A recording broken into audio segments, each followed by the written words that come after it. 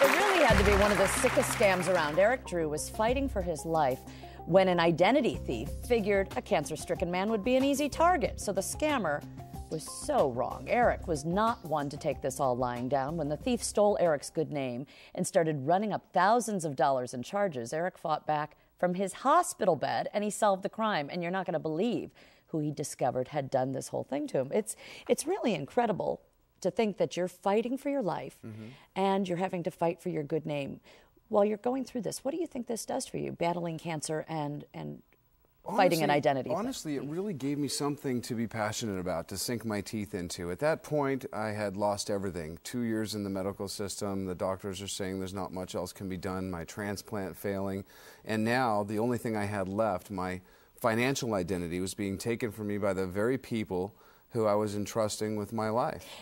It's a really odd twist, too, when you think about how you learned you were sick, isn't it? Yes, it is. Actually, it was good karma in a way. It is. I was going in to donate platelets for kids with leukemia. I had been doing it for about 8 years, and I went into the Red Cross, and that's when a nurse noticed, you know, there's something wrong with your blood counts, and maybe you ought to get checked out before you donate. And that spurred on me going to see a few doctors, and within a week I was diagnosed with less than a week to live, only 5 days maybe to live without immediate treatment. What does that do to you? Wow, it's shock. I mean, my whole life, my whole identity at that point was, you know, everything I thought about myself, my whole physical identity was basically taken from me. I had 5 days? Well, 5 days left to live without treatment, without immediate treatment. In other words, if you don't check into the medical center tomorrow morning, we give you about 5 days to live. My bone marrow was 100% cancerous at that point.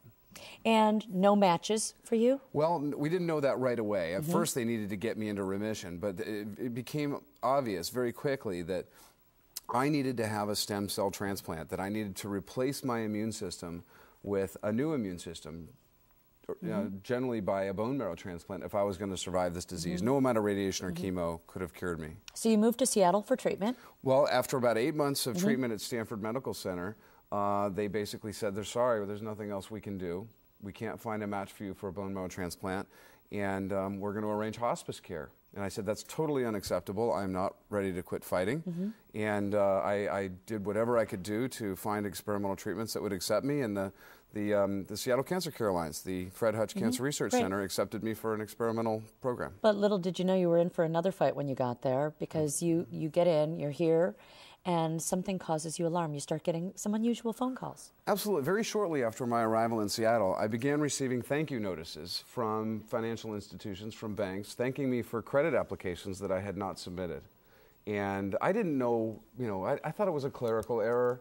I didn't think it was anything very serious. Of course, you know, people will do the right thing. I'll call the banks, I'll call people and tell them, please take care of this and forward on that these applications coming from somewhere in Seattle are not mine, and please take care of it. I'm in the hospital. I'm about to go through a transplant, which I had very little chances of surviving through, and that was it. I figured it would be taken care of. So they weren't all thank you notices, though, were they? Well, no. After about 2 months, those thank you notices turned into collection notices and harassing phone calls in the hospital from financial institutions, collection agencies, demanding payments on accounts that I had not set up. At that point, I knew it was identity theft. So you hadn't set up any of these?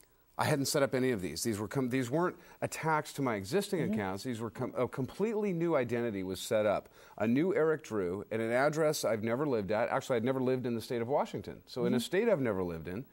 And I just couldn't believe that the banks would issue credit to somebody, you know, in a state I've never lived in, an address I'd never lived at. So could you cancel? Were the banks working with you and letting you cancel? Absolutely not. Many of them said, I'm sorry, we need you to basically supply us with all this documentation, affidavits, things like that, to prove you are who you are in order for us to stop these accounts. And how sick are you while you're having to do this? Way too sick to deal with that. I mean, I was on my back, sometimes in so much pain I couldn't even open my eyes. I would call them crying, begging them to shut these accounts down.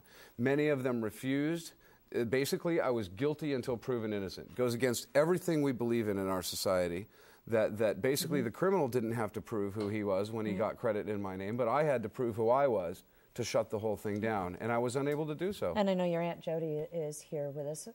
What does that do to you when you think about his vulnerability and how sick he was and what was happening to him. How much worse can it get? Talk about kicking somebody when they're down. I mean, he literally could not function, and he called me and told me about this, and I was unfortunately halfway across the country and couldn't help and get physical evidence and help him here in Seattle, or I would have. But at the time, he was getting ready to go in for a bone marrow transplant, and it's the worst. How can you not care about people like that? Right. You call authorities, and their reaction is? I called the Seattle police multiple times. They said, sorry, there's not a lot we can do. Cancel the credit cards, and that's it. As a matter of fact, several months later, when I finally had caught the guy, they hadn't even issued me a case number. Seattle police hadn't. So you go through your mail, and in your mail you find a lead.